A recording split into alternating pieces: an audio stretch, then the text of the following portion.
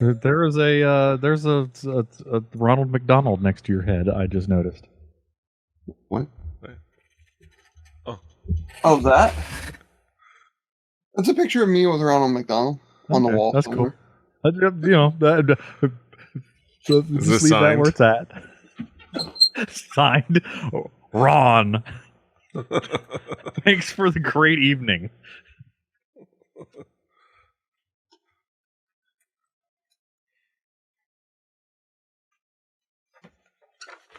Fuck, who needs sleep? This is worth it. My thoughts exactly. There you go. Oh God, there's a mustache on his face. Yeah, I know. It's gross. All right, let's do a podcast. I miss your nose neighbor. About a guy with a Telecaster guitar. Yeah. All right. Guitar. In 3, 2, 1.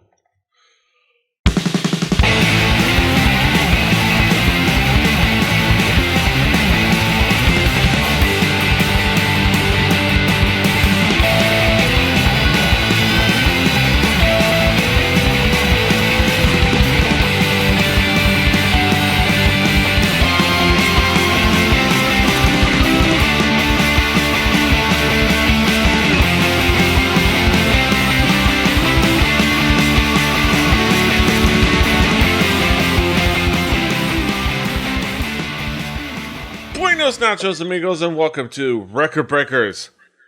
I'm Petey Rave, here with you, and here with me is my Record Breakers. We've got Drew. Our record breakers? What? Yes. We've got Patrick. Yep. Yep. We've got Brett. Hannah Doucette, rest in peace. Yes. Miss her. God's bless her. But you know what? Waveforms can be matched in any other way whatsoever. We're here to talk about music, and the provider of the music this week is none other than Brett. Brett, you just killed some deer. We're going to talk about some music. What music are we talking about? We're gonna go a little bit different. We're gonna listen to an album named Telewacker by a man named Red Volkaert. We'll Telewacker. Drew, what expectations did you have coming into this album? I didn't have many. The album was called Telewacker, so I assumed there would be some Telecaster guitar. Upon looking up this album, there was a larger gentleman, a portly chap, with a beard and a Telecaster guitar. So I figured, I might be getting me some twangy Telecaster goodness. Other than that, not a clue what I was getting into. Not even a little bit. Telewacker, I barely know her. Patrick, what expectations did you have coming into this album? Pretty much the greatest album title I've ever heard. Telewacker works on so many levels. If you're a guitar nerd, you kind of get the impression that it's going to be a guy who plays his Tele. If you're just a person, you're like, wait, is this about masturbation? Because there are many songs about that. And that is all I had going in, was it had a great title, and I wanted to hope it could live up to that. Mm-hmm. Brett, how would you describe this album musically? Well, I mean, musically, you know, we go full twang on this. This is full twang to like the point of it has a song that is all about the man who did some of the most twangingest twang that ever did twang. Because of the genre of music and the equipment being used, Red Volkaert has some clean tone that is ridiculous, which it's a tone that anyone can get, and he has licks that are super fast, like ridiculously fast, but he hits all of them in a way that he doesn't have any way of covering up, including some really impressive sweep picking. He hits every single note along the way with some open position playing. You can't cover any clunks up with the gear that he's using. If you get a chance to watch Red Volkaert play on a YouTube video, you will see that he don't need no tremolo arm. He'll just bend the neck of his Telecaster until it's to the pitch that he wants, because he's a big, huge dude. There's some of that going on. A real life version of the thing Weird Al did in his. Absolutely. He really does earn, his place in among the best chicken pickers and telly slingers that money can buy. But he also does some really good nods to other people, such as the crazy swamp licks like Jerry Reed, and like some of the songs, because Western music has a lot of swing influence. He does some like Django Reinhardt sounding swing licks in there. But there are other people in this band of miscreants. There's a steel guitar player by the name of Jim Murphy. He lets you know about that. But Jim Murphy played for all sorts of people. And he, it was, an amazing player. He gets more time playing his instrument than Red does singing, which is kind of cool. Also note, this is complete pandering to Mr. Matthew Squiggles Walton. The quality of this steel guitar playing is something that has to be noted. The fact that it is not a fretted instrument, and you can't actually see where you're playing the note at because it's covered by this big piece of steel that you're holding on to. You got to play by, sense of smell. And this guy hits some of the same exact notes as the other guitar is playing, which anybody who's played two guitars where one is slightly out of tune, it's very dissonant.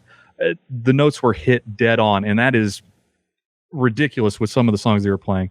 And also there's some bass. The bass was at times pretty simple, but overall there's like some really fun things going on that you wouldn't expect a straight up country album to do.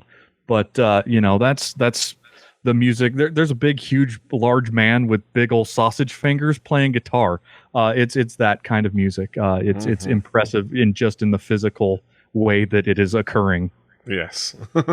Drew, what would be the theme song that caught your attention? Well, like the name suggests on the album, this is very much a guitar album. It's a love letter to the Telecaster twang that people know and love. Almost to the point where when I first listened to it, I almost expected a punchline somewhere because it was done so utterly perfectly that I thought this was some sort of parody. You get that sound sometimes from groups that do the parody of the genre, that it's like they just lift it and do it. They try to just match notes perfectly so it sounds great. And you almost got that with this at times, which was really weird. Not a bad thing, not disparaging it. Just during the first song, I was like, is there going to be like a joke lyric, or like, is it really just hitting that clean and that good? And it was. This had a lot of country twang to it, and really great twang as well. And it had like this blues feel to the rhythm section, which I really, really enjoyed. Like you said, there's other instruments there. The pedal steel really comes through at times, and the bass work is really solid throughout. It never steps on anything. It's always in the background, but it's always, if you listen for it, it's always really solid, always been along well. But that's kind of what it was. There was lyrics in there, but they never overstayed their welcome. They never overshadowed what you were coming there for, which was great guitar work. That's the thing, is in doing research, found out this guy was the a successor to a Mr. Nichols for Merle Haggard, if I remember reading that right, which is kind of insane if you think about it. Like, to come in and be able to have the confidence in your playing so much that you replace somebody like that with Merle Haggard, it's just, you have to have confidence in what you're doing, and this guy has confidence because he knows what he can do. And it's like Brett said, there's some really fantastic guitar work in this. It's just boggles the mind at times. Yeah. Patrick, what would be the themes elements that caught your attention? This album has both kinds of music, country and western, and some blues stuff thrown in there. So There's a 12 bar in there. yeah, there's some blues in there too. I got burnt out on blues a long time ago, and I've never been big into country and western. Like it just generally isn't a thing I seek out. And yet somehow this album was made up of one or the other, and I enjoyed kind of pretty much all of it. When you make a guitar record, you run the distinct danger of making Steve Vai's Passion and Warfare and just having an album of, 48 minutes of wanking. There was no wanking on this record. There was just a man, a guitar, and a really, really talented band behind him. Great slide steel. I mean, steel guitar is cool. I know how it works from a physical perspective. I don't understand how people are that good at it. It's such a peculiar instrument if you've ever sat in front of one.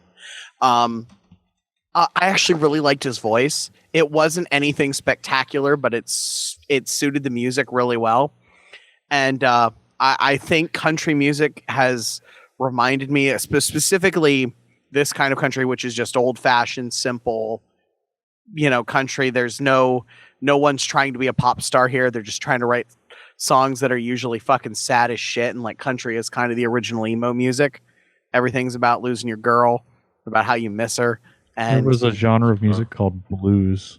yeah, that also, but it is About trucks it's and trains. it's sad music in about sad prison. shit. Well, there's not a whole lot of blues Mama. about your dog, but yeah. Yeah, And Mama.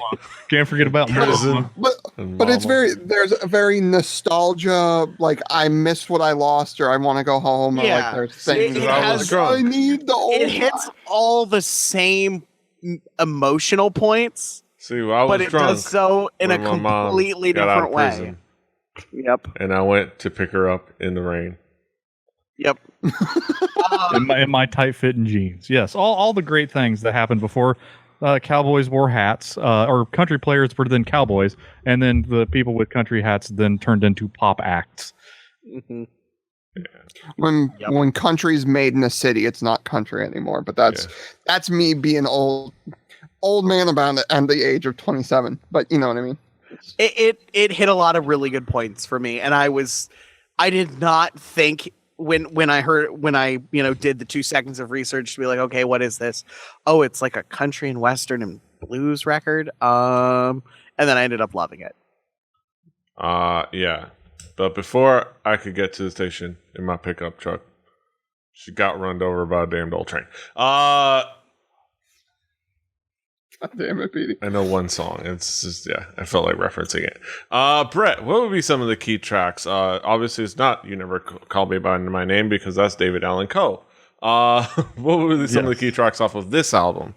Well, like one of the kings of that kind of music, there's an entire song about him, that's themed after him. Read My Telly. There are few musicians in this world that make me smile as much as Jerry Reed. I mean, the dude called Chet Atkins' son. He sings about knocking gators in the head with a stump. He was on Scooby-Doo. He drove a truckload of beer alongside Burt Reynolds from Texarkana to Atlanta. Had a basset hound named Fred. You know, he's fucking a swamp man, and he made the ridiculous music where you don't know how. There's only 6 strings on this guitar. How are you playing? Like open position licks that are ridiculous, and it has almost a funky sound. Like it's got twang, but it's twang on the offbeat. It's like it's something that is so difficult to grasp, and so few people do it well, that Jerry Reed sticks out in this genre of music as like this crazy man who came from Louisiana, and Red really latched onto it. And when he's hot, he's hot. Also, a song that like knocks me off my ass. She Loves Anything That Swings. This is a damn near perfect song. And there aren't a whole lot of songs that I can say are a damn near perfect song. It's catchy. It has some amazing solos with both guitars, like bonkers. The bass is walking. It's not walking. It ducks when it needs to duck. It hits when it needs to hit. And it's not very long. It's also a song about screwing, which also adds to the perfect song.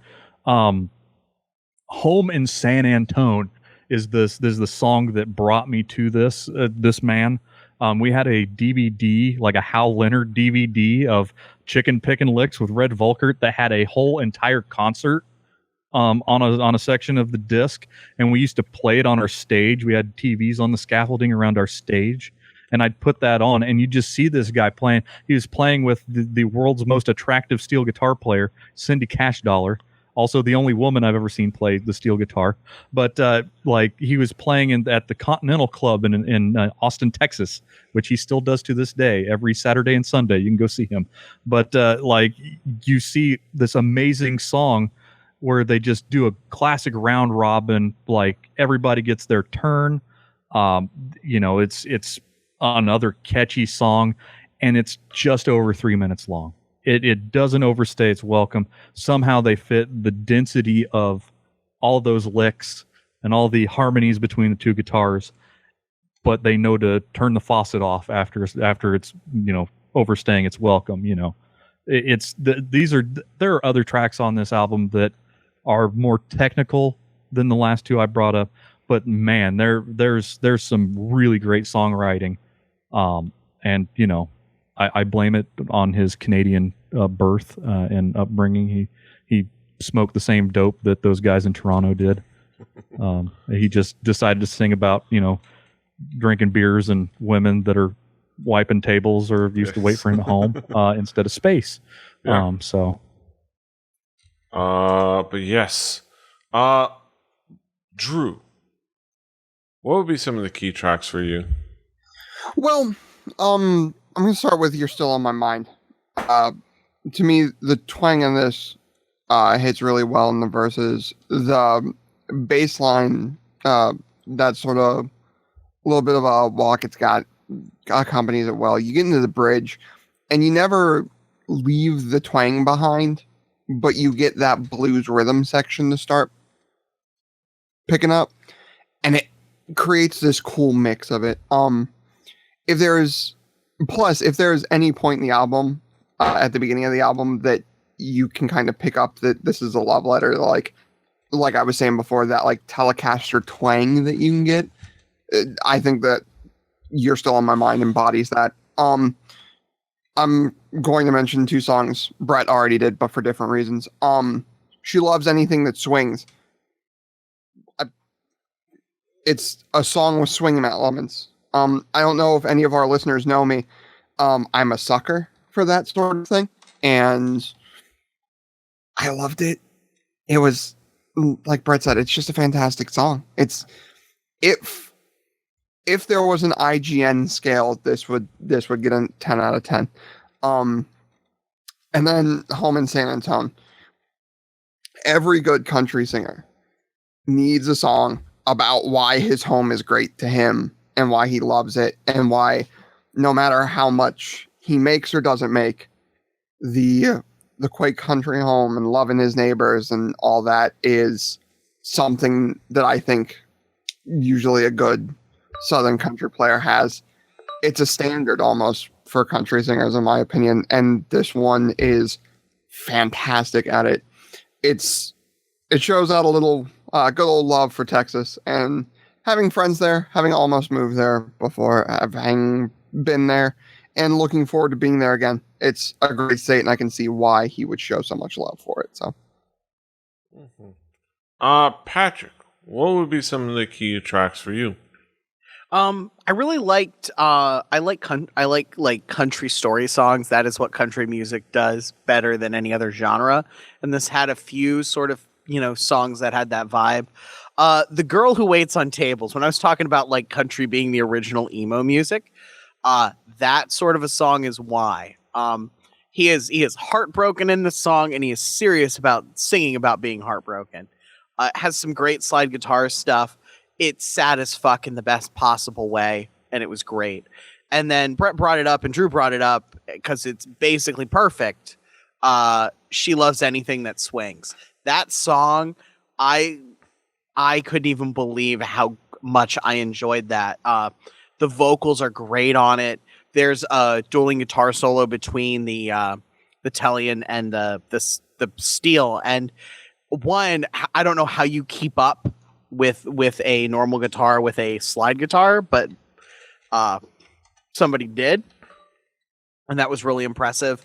And it was just a really enjoyable song. It was happy for a country song, but it was really good, and I enjoyed it a lot. And actually, most of the rest of the album, there's a song in there. So it's a guitar record, so there has to be like the shreddy song, and there's a song called Breakneck that is kind of just a fun little shreddy song, but it doesn't like ever get obnoxious or stupid. It's just like, hey, I'm just going to take 2 minutes to show you what I can do.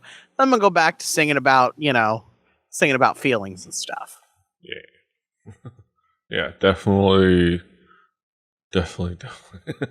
Singing about feelings. Last week we talked about feelings, now we're singing about feelings.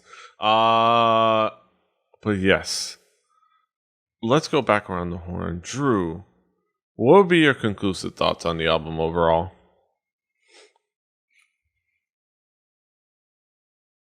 I pulled a PD and muted my mic. But this album was just great. I get on people I know that say they like country and all the country they listen to is, like I was making jokes about earlier, Made in the City. This guy played with Merle Haggard. If you need a resume, let me tell you. So there's a special place in my heart for people who can do the twang well and do it justice and not be overbearing with it. And usually you get that out of bluegrass. You don't get it out of this style.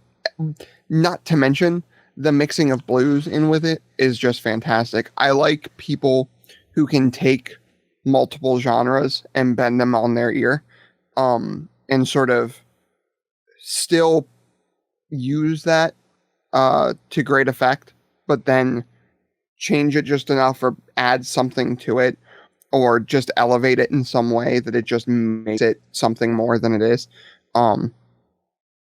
So if I could give that sort of mentality the highest praise I could, when I was thinking of how he's doing that and bending two genres and making them weave and work together, the only other name I came up with that would do it as good as he does it in music is Joss Whedon in television.